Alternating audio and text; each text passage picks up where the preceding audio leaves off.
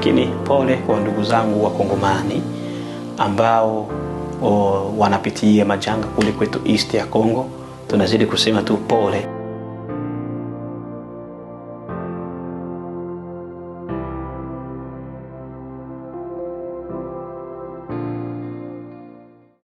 Bwana Yesu Kristo asifiwe.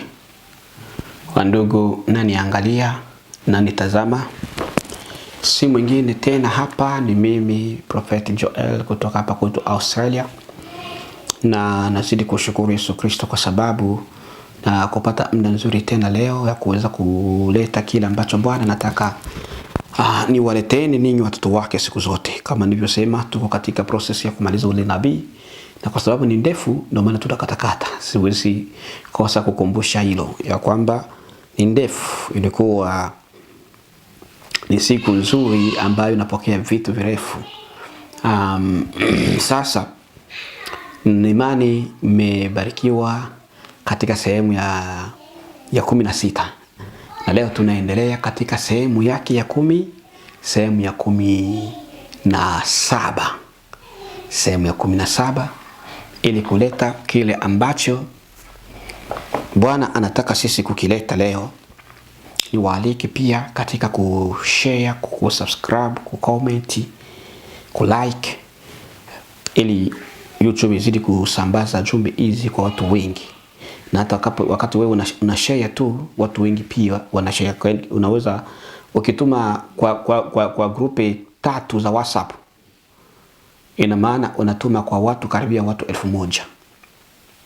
Kwa hiyo share kwenye link kwenye magrupu ya WhatsApp, share katika inbox kwa watu wale unawajua, wanawafahamu, ambao Bwana anaweza kuwagusa na wao wakajua kile ambacho Yesu Kristo anataka wao kujua. Na shukuru Yesu Kristo kwa ajili yenu, kusema kweli, kwa sababu ya wale wanaoshare, wanaocomment, wanaotuangalia, wanaolike, wote wanaotenda, wanaosupport support moja ama nyingine katika jumbe hizi tunazozitoa.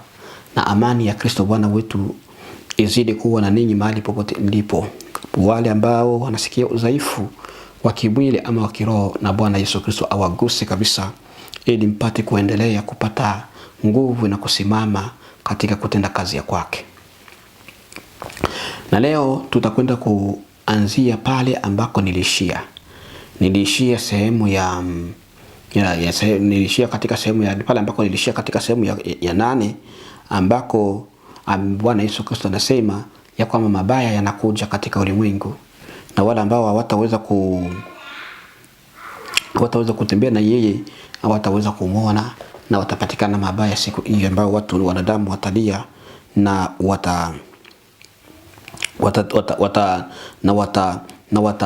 watateseka sana. Kwa hiyo akaleta shauri pia, na akisema lakiwa kwamba niwaambie wasiandamane na shetani, wakatai shetani kabisa kwa viwango vikubwa. Sasa leo tunaanzia swali ambalo Yesu Kristo aliniuliza swali nzuri.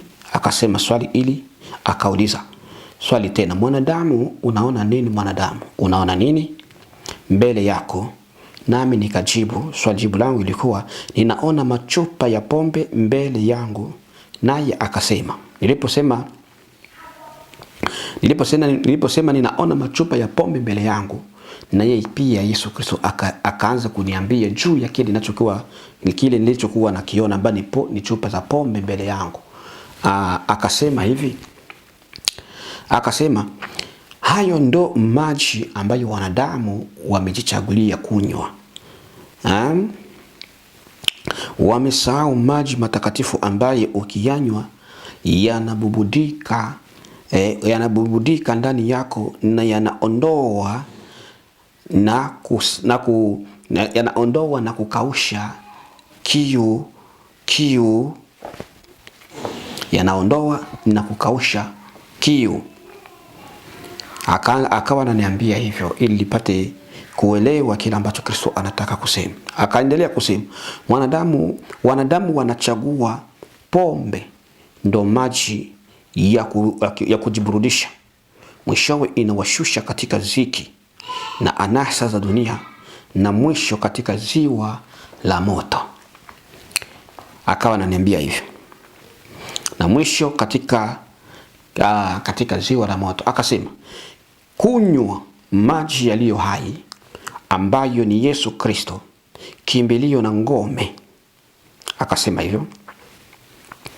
Baada ya kumaliza kusema hayo, pia Yesu Kristo akaniambia, akasema kunywa maji yaliyo hai ambayo ni Roho Mtakatifu ambaye amemwagwa ulimwenguni kwa yeyote aliye na kiu, na aje majini na anywe, na anunue pasipo samani. Anunue pasipo samani.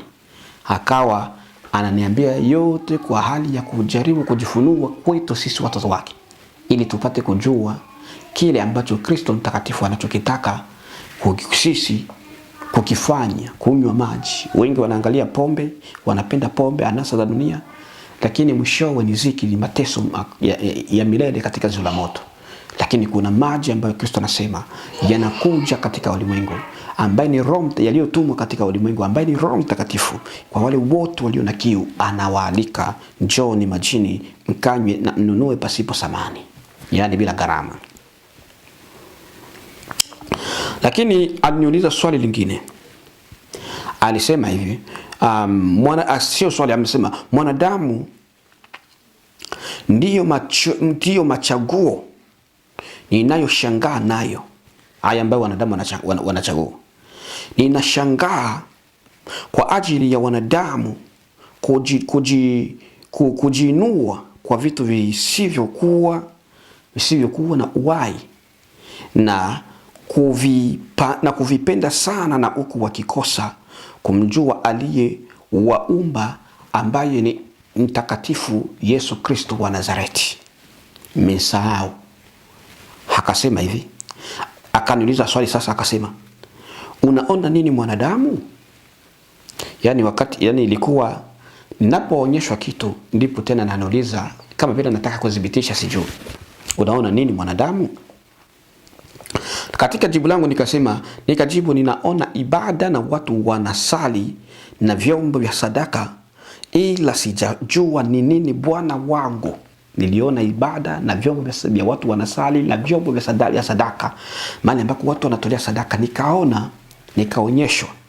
Baada ya mimi kumjibu hivyo, yeye alisema hivi, akasema mwanadamu, watu wanaenda kanisani lakini hawana hela za kumtolea Mungu. Watu wanaweza wakaenda kanisani, lakini kutoa sadaka inakuwa ni hivi, kumtolea Mungu wao hawana kabisa hiyo hamu ya kutolea Mungu wao sadaka.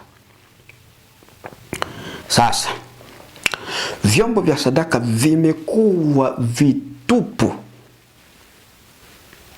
vimekuwa bure, na vimekuwa avijai. Vyombo vya sadaka hivyo ambako watu wanaingia kwenda kusali Yesu Kristo ni vitupu, viko bure na avijai. Haleluya, haleluya, haleluya, haleluya, Yesu Kristo.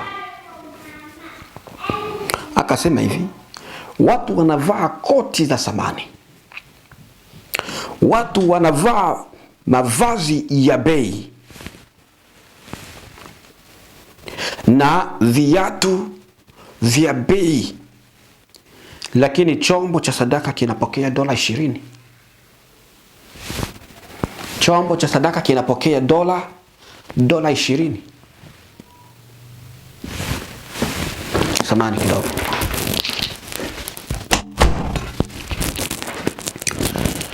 Samani, alikuwa nafungua mlango mtoto wangu, nikaona nifunge. Vyombo vya sadaka ama chombo cha sadaka kinapokea $20, wakati watu wanavaa koti za bei, mavazi ya bei. Lakini akasema chombo cha sadaka kinapokea $50.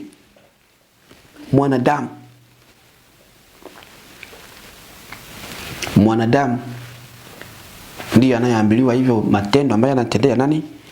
Anatendea Mungu wake. Akasema hata lini mwanadamu atakuwa kipofu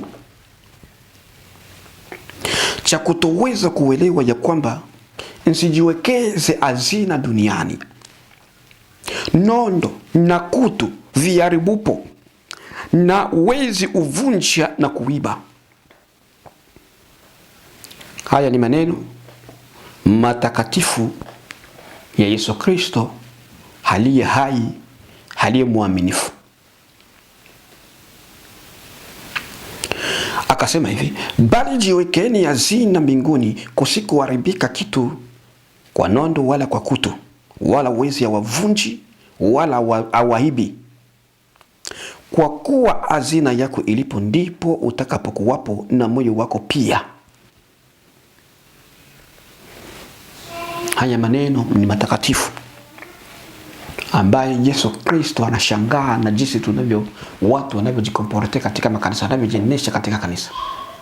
Unasali ndio, unatolea Mungu nini? Na hata ukihubiriwa mambo ya zaka, mambo ya sadaka, unakimbia hata kanisa, ama unaanza kunenea mtumishi wa Mungu vibaya. Kumbe huko katika makosa. Lazima zaki fundisho watu watolee Mungu. Lazima sadaka fundisho watu watolee Mungu. Lakini mchungaji akifanya hivi, kanisa lote linasimama kumwinukia mchungaji. Kumbe si kosa la mchungaji, ni wewe, na Mungu anakuangalia wewe. Kwa nini utolei zaka, sadaka? Akasema chombo cha zaka kinarudi kila siku zaka bure. Hawatoi zaka kwa pesa zao, ila wanapozipata pesa wenda kununua mavazi. Wanaenda kununua nini? Wanaenda kununua mavazi, chakula, mavazi, chakula na kunywa. Mavazi, chakula na kunywa na kula, kufurahia maisha yao. Ndio asili, ndio mabaki yaliyobakia kwa mwanadamu anayatenda kila siku. Lakini akaniambia, wanaenda kwenye sherehe, wanasherekea, wanaenda kwenye park, wanakula, na huko mifuko ama mfuko wa kanisa la Mungu umekuwa chakaa, yani uko bure bila kitu, na waliomo ndani ya kanisa wanaharibu hela zote katika mambo ya dunia, wanasahau kumtolea Mungu. Haleluya! Huruma ni kwa ulimwengu na huzuni ni kwa ulimwengu. Akasema, mwanadamu, ambia watoto wangu kwamba matendo wayo hayataweza kufungua lango, hawataweza kuingia mbinguni. Akaniuliza tena, mwanadamu, unaona nini? Na mimi nikajibu, naona gita zinapigwa katika kanisa, Bwana wangu, lakini sijajua ni nini, Bwana wangu. Yani nataka nijue maana. Naona watu wengi katika makanisa wako ile eneo ya muziki, watu wanapiga gita, wengine wanapiga makeyboard, wengine wanapiga kama na drums. Mimi nikasema naona gita, lakini sijaelewa ni nini, Bwana wangu, unachomaanisha. Yeye akanijibu akaniambia, watu wanapiga gita, lakini wengi wanalipiza hela ili wapige gita katika kanisa. Wengi wanalipiza hela. Mtu anaingia ndani ya kanisa, lakini utazana anapiga gita, labda ni muumini wa pale, lakini si muumini wa pale. Anaenda kwa sababu apige gita na alipwe. Baada ya ibada anapewa pesa. Baada ya ibada anapewa pesa ya kupiga gita katika kanisa la Yesu Kristo. Haya.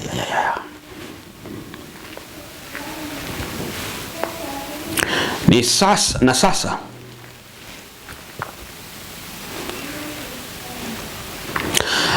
akaniambia, sasa wanamtumikia Mungu gani? Na sasa wanamtumikia Mungu gani? Wanamtumikia Mungu gani? Na akasema na wachungaji yao, yani wale wachungaji wanaoingia kwa ajili ya kulipiza, ya kuwalipa hao watu wela wanapokuja ndani ya kanisa. Wewe ni mchungaji mahali fulani,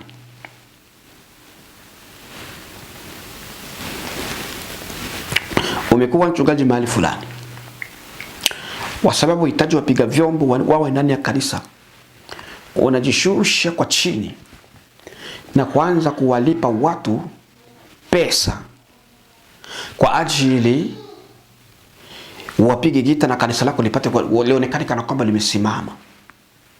Wako na wapiga vyombo, lakini kumbe unahangaika kuwalipa hela. Akasema na wachungaji yao wanaolipa hela na wote wanaolipiza hela kwa kupiga gita au keyboard katika kanisa ni vipofu, hawataweza kuiona mbingu. Anaolipiza hela na anayekubali kulipa hizo hela kwa sababu chombo cha muziki kipigwe ndani ya kanisa, vipofu hawajui wanalolifanya. Kwa hiyo mbingu si ya kwao, inabidi watubu kabisa. Akasema mwanadamu, utakapotaka kumtumikia Mungu wako, tumika tu bila kuhitaji malipo, mwanadamu. Haleluya Bwana. Haleluya, Yesu Kristo ni Mwokozi. Haleluya. Utumike kazi ya Mungu bila kuhitaji malipo yoyote, kwa njia yoyote. Ndio akaniambia. Akasema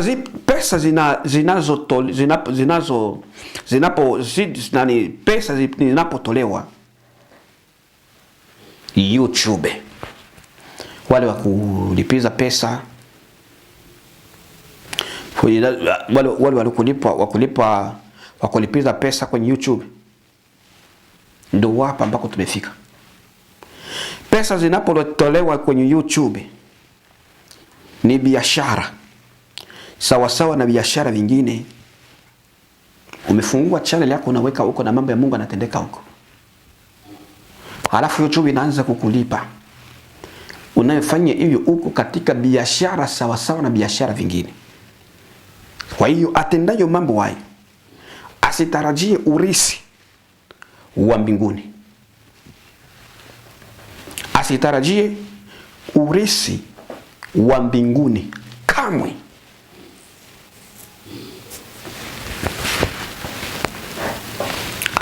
Lakini akaniambia, mwanadamu, unalolitenda likiingiza pesa kwa njia ya malipo, unalolitenda la Mungu likiingiza pesa kwa njia ya malipo, ujue kwamba unaenda kinyume na Mungu wako, na kazi yako ikawa bure kabisa.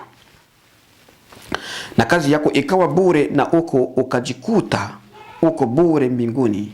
Lakini waweza sometimes kuingia mbinguni utakapotubu makosa labda, ila usiwe na matumaini kwa kupata baraka kwa kazi yako. Unaona, mfano umebatika, umetubu, alafu leo ndo unaondoka, ujue kile mbinguni ulikuwa hujachunga chochote. Lakini hapa duniani unadhani ulikuwa unatumikia Mungu, kufika kule hauna chochote. Mungu anahitaji watu wanaomtumikia tu, wasiwekeze hela mbele. Yaani usifungue kanisa kwa sababu upate hela. Usiombee mtu kwa sababu ulipo hela.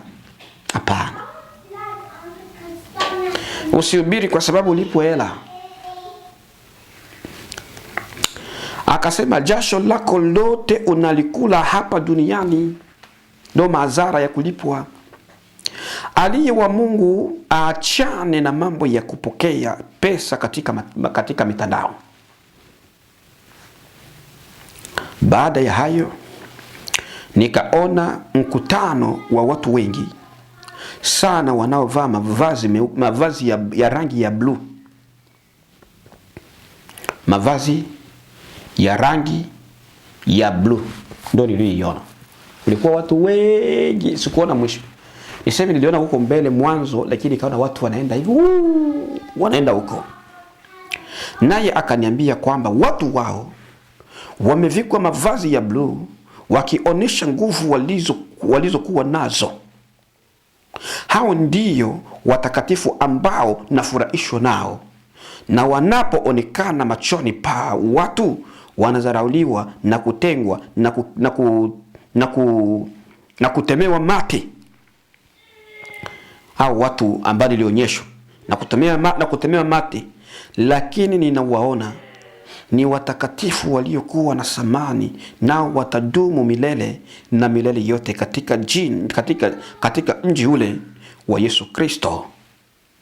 Akaniambia hivyo. Kuna wengine wanadharauliwa katika dunia, lakini Mungu anawasamanisha kwa sababu anajitoa kwake na kumaanisha. Hawahitaji malipo yoyote kwa kutenda kazi ya Bwana. Wanatenda kazi ya Bwana kwa sababu ni kazi tu, ni lazima wamtumikie Yesu Kristo.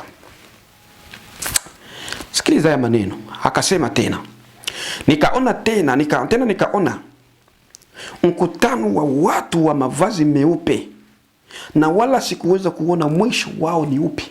Na wao walikuwa ni wa mavazi meupe.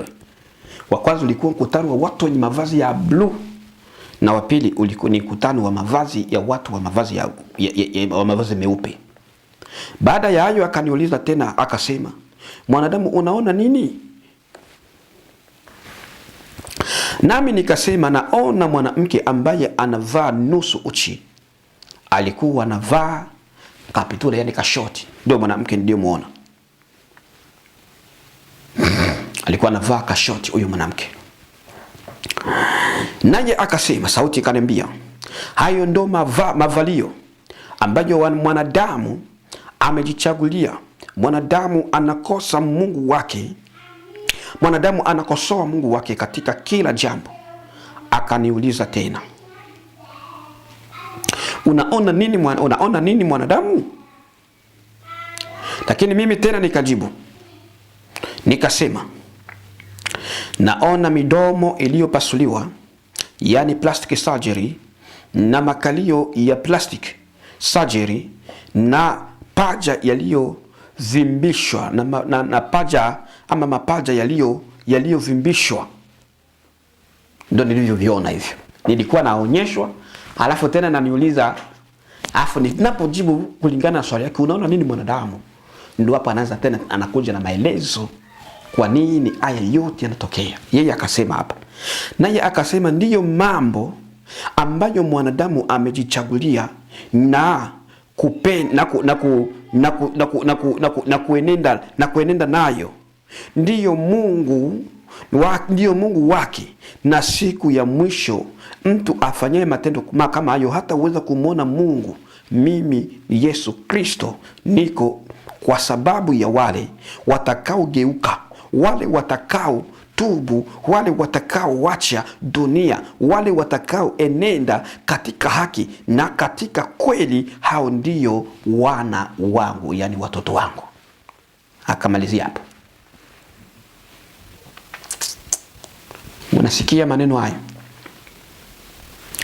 Akasema, watoto wangu hawatendi dhambi kwa sababu wanatokana na mimi, na watoto wangu wa Ibilisi utenda dhambi. Watoto wa Ibilisi utenda dhambi kwa sababu matendo wanatenda dhambi wakitenda matendo ya baba yao aitwaye Ibilisi.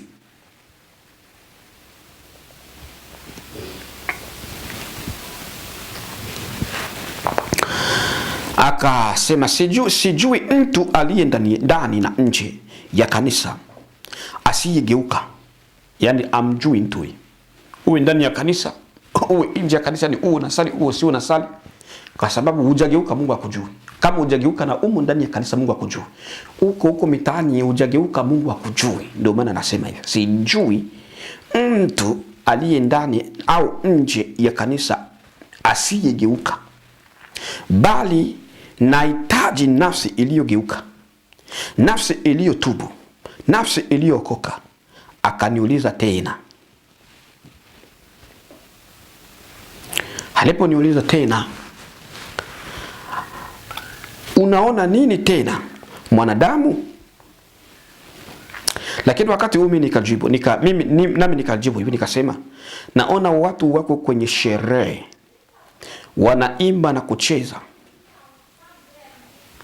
Watu wako kwenye sherehe wanaimba na wanacheza. Na michezo hii haikuwa michezo hii ambayo ni ya Yesu Kristo, hapana. Michezo ya kidunia na nyimbo za kidunia.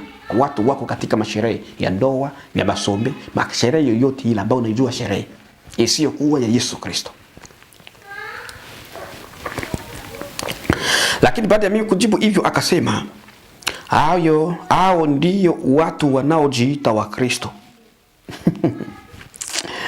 Wanapokuwa kwenye sherehe wananisahau mimi, wanakosa kujua ya kwamba mimi Mungu ni Mungu mwenye wivu. Unasahau hilo ya kwamba Mungu ni mwenye wivu. Na anasema usiwe na Mungu mwingine, usimwabudu Mungu mwingine, muabudu Mungu. Usimwabudu Mungu mwingine, hasira yake isije ikawaka juu yenu, akawaondoa katika nchi aliyowapa Mungu wenu. Ndio akasema hivyo. Mnasahau haya yote. Akaendelea kusema, akaniambia, hiyo ndiyo miungu ambayo watoto wangu wameamua kuabudu. Wamo ndani ya kanisa, lakini mioyo yao iko mbali nami. Waniabudu kwa vinywa vyao, lakini kwa mioyo wako mbali na mimi. Akasema tena, akaniuliza, unaona nini mwanadamu? Nami nikasema, naona mwanamke yuko kifua wazi, Bwana wangu.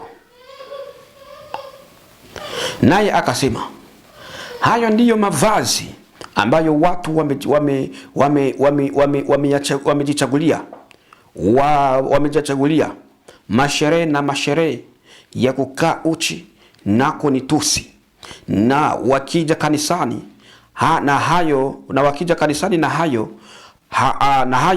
hawaniabudu, na wakija kanisani na mavazi hayo hawaniabudu, nao watashuka katika ziwa la moto. Mungu anataka kanisa lake ligeuke.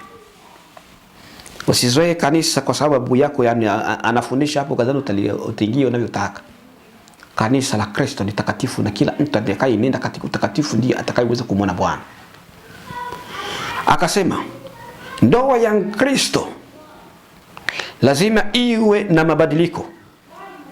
Kristo anapofungisha ndoa, Kristo anapofungisha ndoa,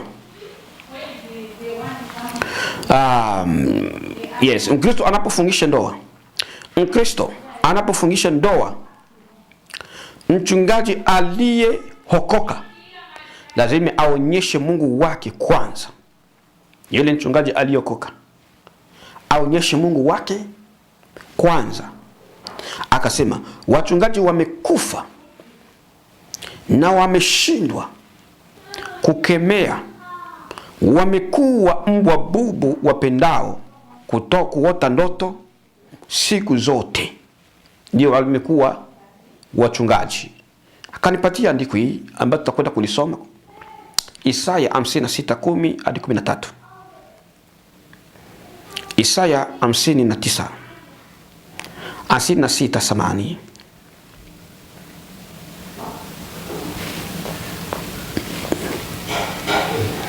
Kumi hadi 13 anasema hivi, walinzi wake ni vipofu wote, pia hawana maarifa.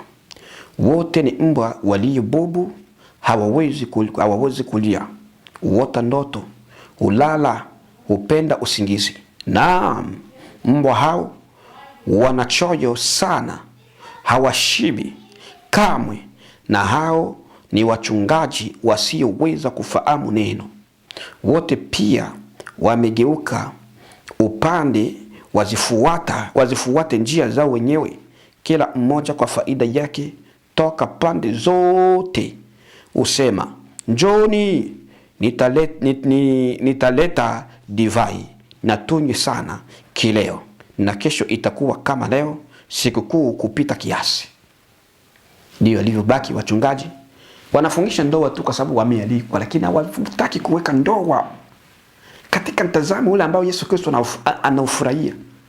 Mchungaji, ndoa inaofungishwa na mchungaji anaofungisha ndoa, bibi harusi yuko uchi. Wanaokuja kwenye masherehe ya ndoa wako uchi, na mchungaji anasimama hapa anasema ana present, yani anawakilisha Mungu hapa. Ameshindwa. Kazi yako ni bure. Lazima kuwepo na utofauti kwa wale walioitwa na Yesu Kristo.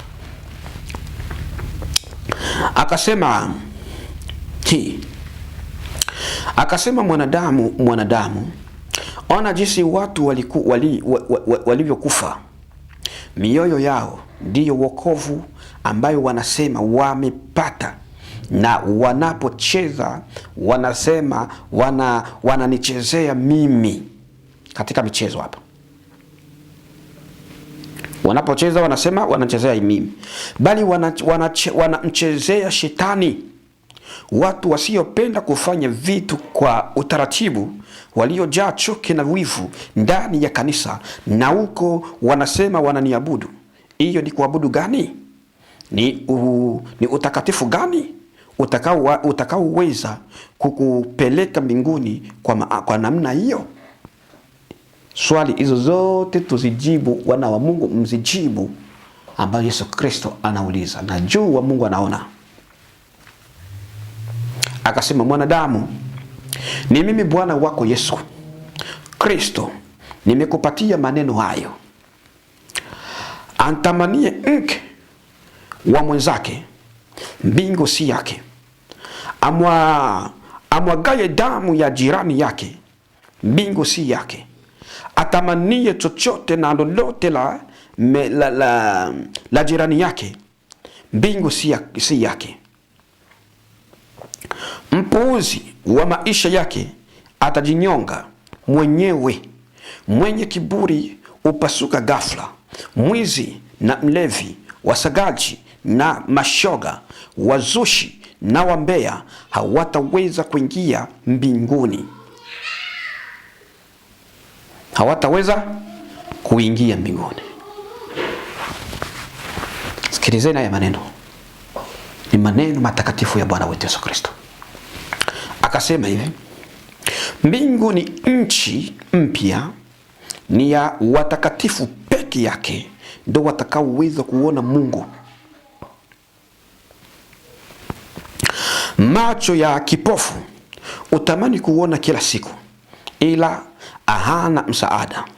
Ndivyo alivyo atakavyokuwa mtu mtenda dhambi, atatamani kuokoka ndani ya ziwa la moto, wala msaada hautaonekana. Wala msaada hautaonekana. Msaada hautaonekana kwake, ndio anasema hapo.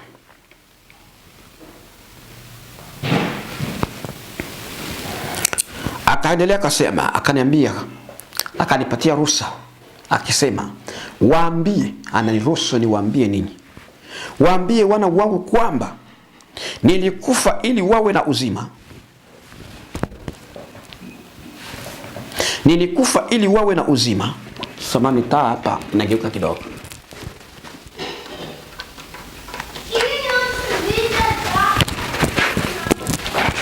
Samani taa ilikuwa inageuka. Akaniambia, waambie wana wangu kwamba nilikufa ili wawe na uzima, na uzima wawe nao tele. Matendo yao ya waua, wapendao anasa hawamo kabisa katika kitabu cha uzima. Ufunuo 21, Samani 20 mstari wa 11 hadi 15. Anasema hivi. Haleluya, Yesu Kristo. Kitabu cha Ufunuo sura ya 20 ndio tunatafuta hapa. Mstari wa 11 hadi 15. Anasema hivi.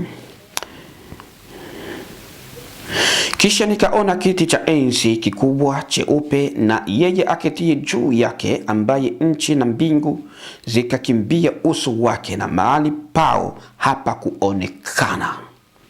Nikawaona wafu wakubwa kwa wadogo wamesimama mbele ya hicho kiti cha enzi, na vitabu vikafunguliwa na kitabu kingine kikafunguliwa ambacho ni cha uzima, na hao wafu wakahukumiwa katika mambo hayo yaliyoandikwa katika vile vitabu sawasawa na matendo yao. Bahari ikawatoa wafu waliokuwamo ndani yake, na mauti na kuzimu zikawatoa wafu waliokuwamo ndani yake, wakahukumiwa kila mtu kwa kadiri ya matendo yake.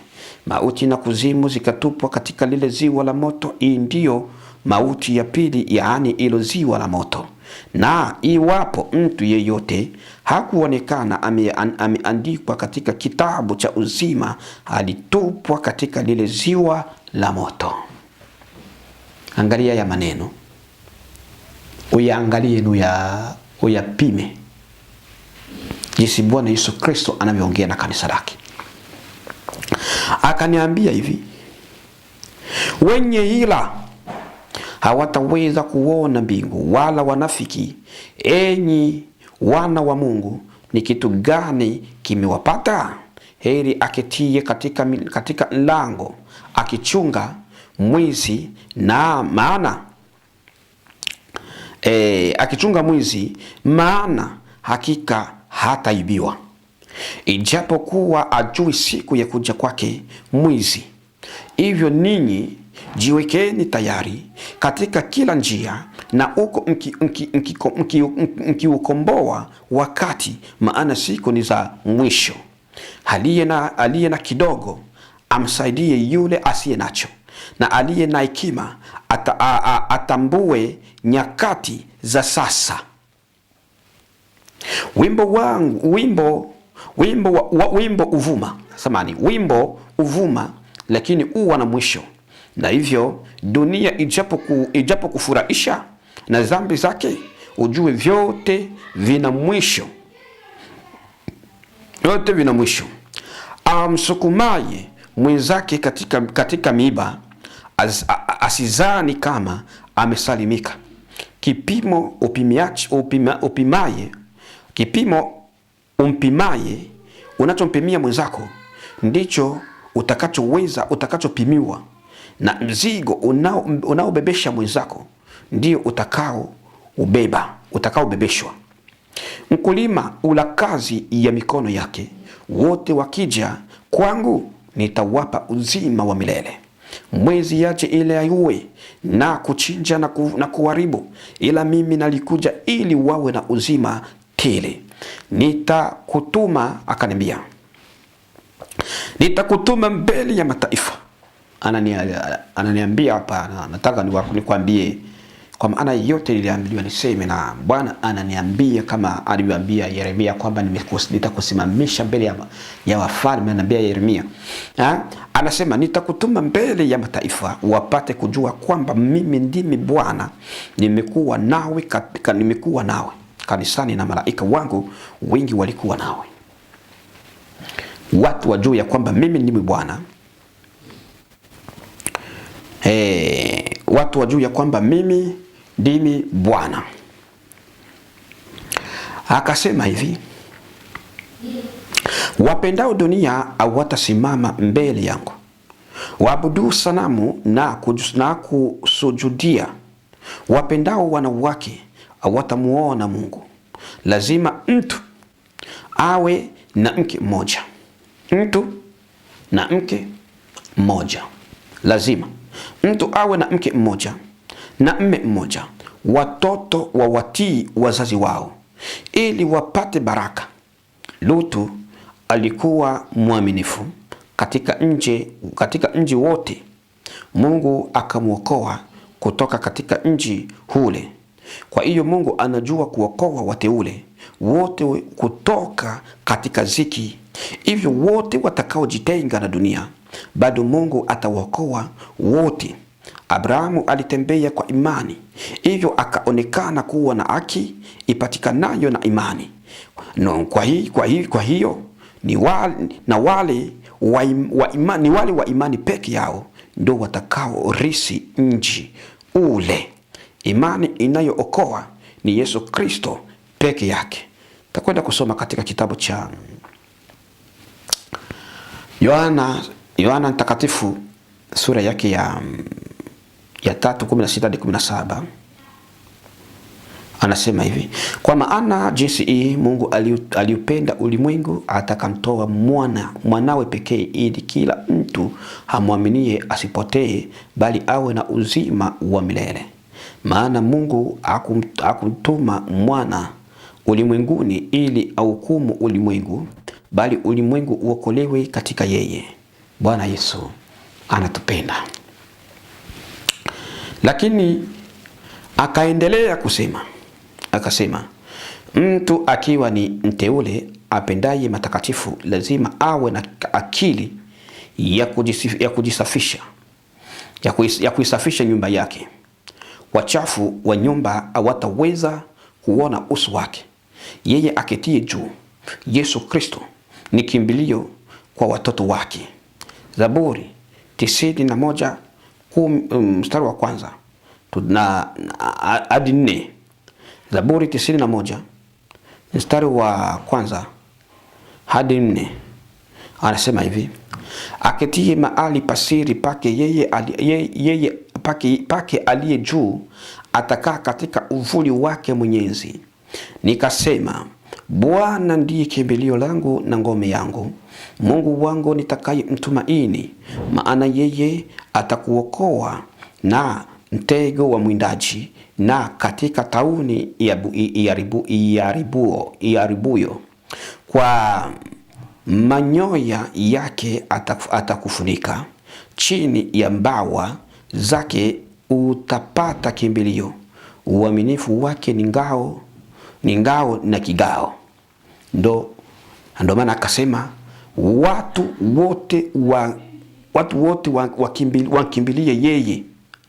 Akasema Yesu Kristo ni kimbilio kwa watoto wake. Watu wote wakimbilie yeye, na wote walio wa kweli wajue hayo, ya kwamba jasho lao halitakwenda bure.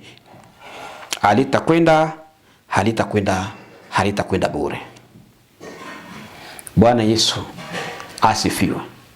Jasho la mteule, jasho la mtu anayemtumikia Yesu Kristo halitakwenda bure kamwe.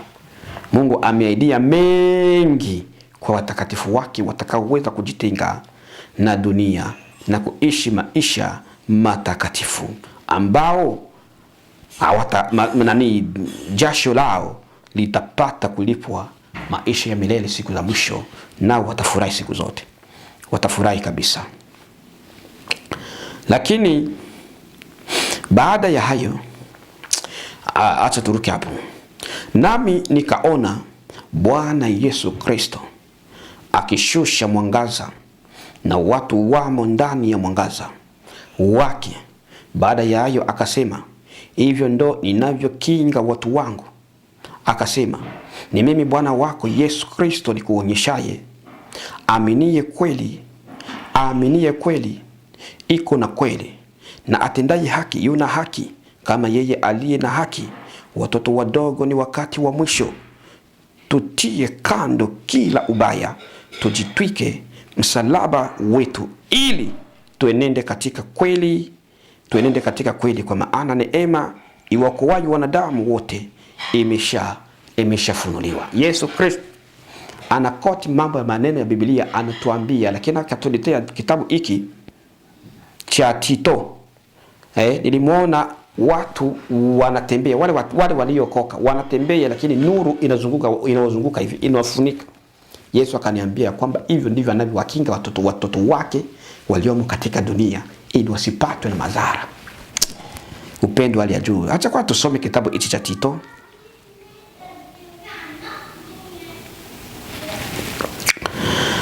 Tusome kwanza kitabu cha Tito. Leo naona somo letu litaendelea. Afadhali tufanye 1 hour ili watoto wa Mungu wapate kuburudika. Tito sura ya ngapi? Sura ya najua sura ya 2:11 hadi 13, ambapo tuone neema iliyofunuliwa kwetu. Anasema hivi: maana neema ya Mungu iwaokoayo wanadamu wote imefunuliwa, nayo yatufundishe kukataa ubaya na tamaa za kidunia, tupate kuishi kwa kiasi na haki na utaua katika ulimwengu huu wa sasa, tukilitazamia tumaini lenye baraka na mafunuo ya utukufu wa Kristo Yesu, Mungu mkuu na Mwokozi wetu. Hiyo ndio kitabu ambacho aliniambia baada ya kuniambia neema inafunuliwa inaweza kuokoa watu wote. Lakini akasema, kuweni na saburi, utu wema kiasi. Ndipo nikamwona Bwana Yesu Kristo yuko juu ya punda mweupe na mavazi meupe na ng'ao. Akaniambia, soma kitabu cha Watesalonika wa pili sura ya kwanza, sura yake ya pili na mstari wa kwanza hadi wa 17. Hata kwanza tuangalie Wathesalonike wa pili sura ya pili mstari wa kwanza. Akaniambia nini hadi 17.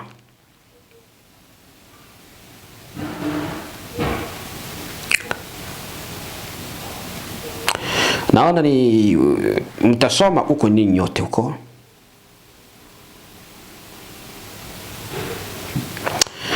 Anasema hivi, acha nisome. Nilikuwa nataka niache hivi ninyi msome huko katika kitabu, lakini acha tusome.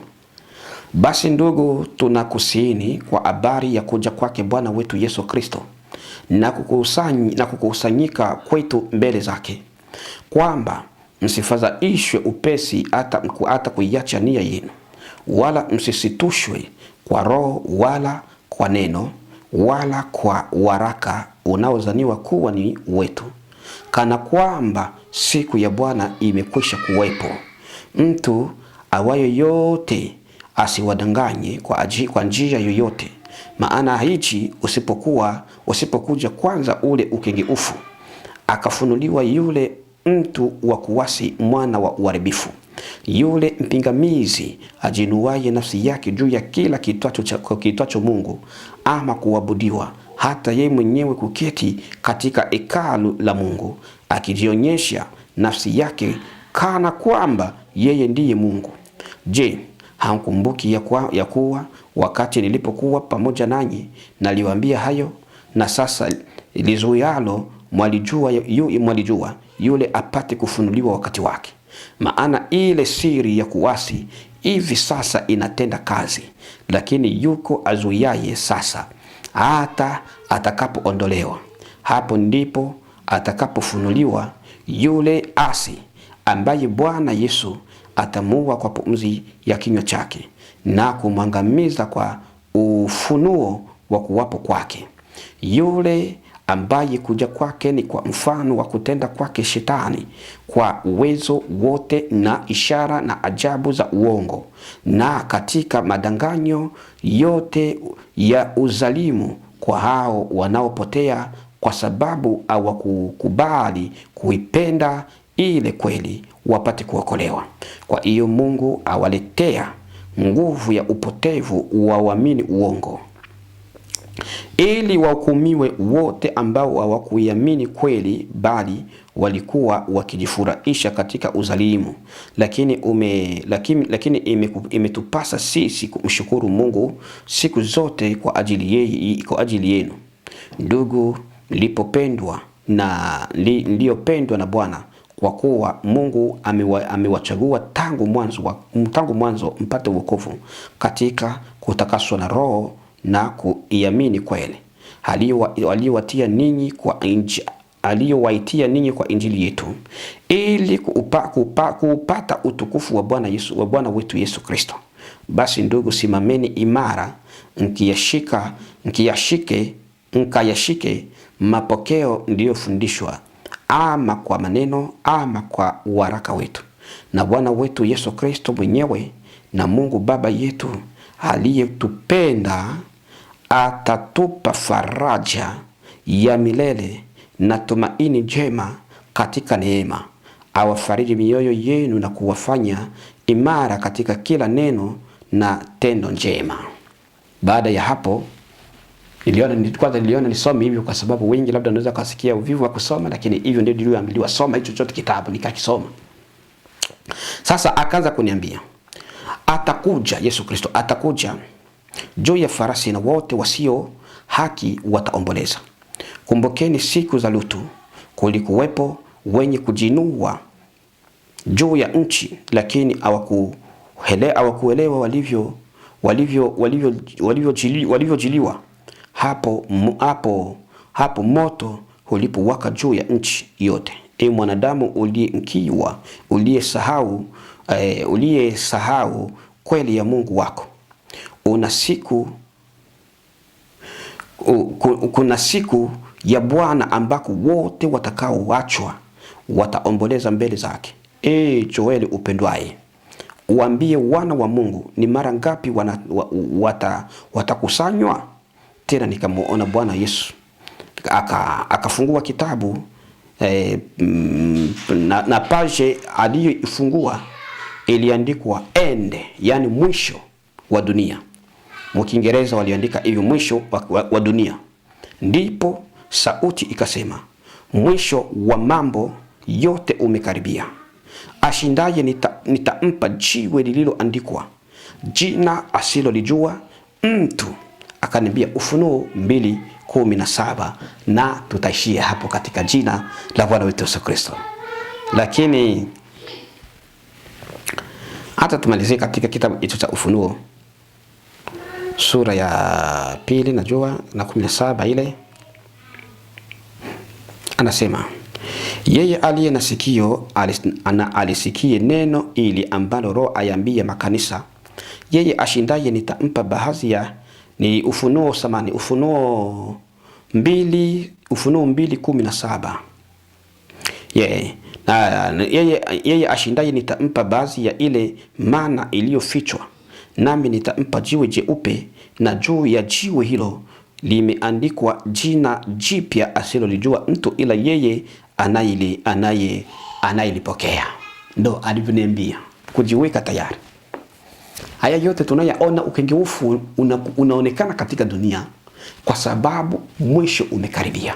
Lakini yule atakayeshinda, nataka nikwambia kwamba Bwana Yesu anakuandalia kitu kizuri huko mbinguni. Basi nataka tufikishe iwe unabii wa wana hawa. Labda tunaweza tukapiga hatua. Unabii wa wana hawa. Baada ya hapo nikasikia wimbo unaozungumzwa juu ya mtu wa Mungu. Akaniambia, mtu wa Mungu upenda wote na usaidia wote. Akaniambia kama vile Bwana, acha nikwambie, soma Yohana wa kwanza 4:19, Wagalatia 2:20, Yohana 13:1, Yohana wa kwanza 3:14 hadi 17. Akasema kama vile Bwana anavyopenda watu wote na kubariki wote, ndivyo alivyo mtu wa Mungu. Ndivyo alivyo mtu wa Mungu. Mtu wa Mungu ubariki wote. Mtu wa Mungu ni msikivu na mpatanishi na sio mchongezi. Uwabariki wote wapate kumjua Mungu. Mtu wa Mungu si mbaguzi. Mtu wa Mungu ni msikivu na mvumilivu. Usikiliza watu na watu ukaa chini kumsikiliza. Mtu wa Mungu uondoka kwa ukimya mahali alipo aachi fujo. Uinua mnyonge na mtu mwenye uhitaji. Utaka wengi wafanikiwe hata kama yeye hajafanikiwa, na mafanikio yake ni kuona watu walio karibu naye wanabadilika kupitia yeye. Ndio mafanikio ya mtu wa Mungu. Mtu wa Mungu sio jina au vitu, bali ni tabia mbele ya watu na mbele ya Mungu. Akasema usome Ayubu 15 mstari wake wa kwanza hadi wa 6. Mtu wa Mungu ujitenga na maovu yote yawezayo kumpata. Ijapokuwa adui wa kwanza wa mtu wa Mungu ni ulimi wake, ambao hawezi kukimbia, bali anaweza kudhibiti kwa hekima ya maneno machache.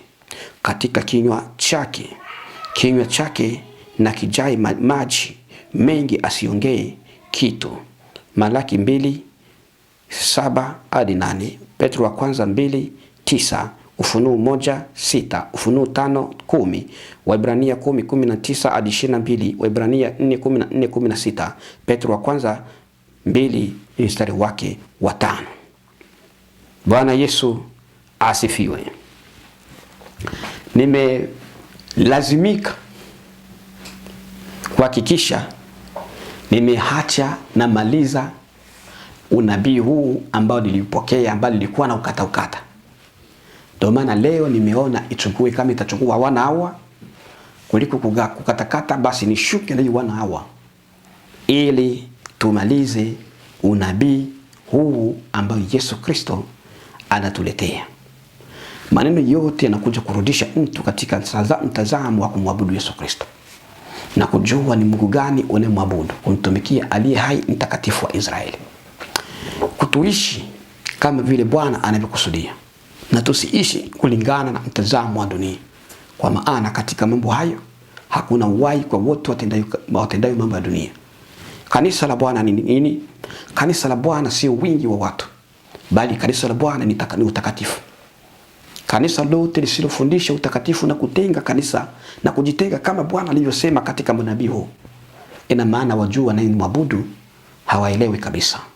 Tuntumikie Yesu Kristo. Hadi maneno yangu na ushauri wangu, tuntumikie Yesu Kristo na kuweza kuenenda katika njia ya Yesu Kristo. Pale ambako tutapoweza kuhitaji msaada, Bwana wetu atakuwa karibu na kutusaidia, kwa sababu atujua tunavyojigeuza na tunavyomwabudu katika kweli. Hakana kanisa si wingi wa hela unazozipata, bali ni mabadiliko ya ndani na nje ya mtu. Kanisa ni kutembea katika kweli na neno la Yesu Kristo. Kweli ni neno lake na lisiyumbishwe kwa sababu ya kutaka kupata kitu fulani, ama kwa sababu tutaka tuwe watu wengi, alafu unapindisha mafundisho. Itakuwa kanisa ambalo Bwana Yesu alijua. Ni ushauri wangu kama prophet, lakini yale yote ambayo niliongea kama unabii umeelewa na umejua ni nini ambacho Yesu Kristo anataka kanisa lake liwe. Tumefika mwisho wa unabii huu, ikiwa na maana tumefika mwisho wa kipindi cha kuharibika kwa dunia. Anza mwanzo hadi sehemu yake hii ya 17 ili upate kujua yale ambayo Kristo anakupenda, anakuletea, anakuonya, anakushauri, anakuonea wivu nayo. Amani ya Bwana wetu Yesu Kristo ipate kudumu siku zote. Asanteni, tutaonana siku nyingine.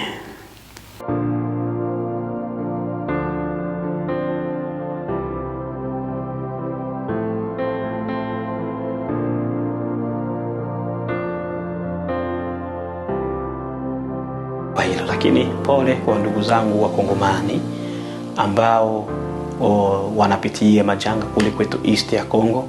Tunazidi kusema tu pole.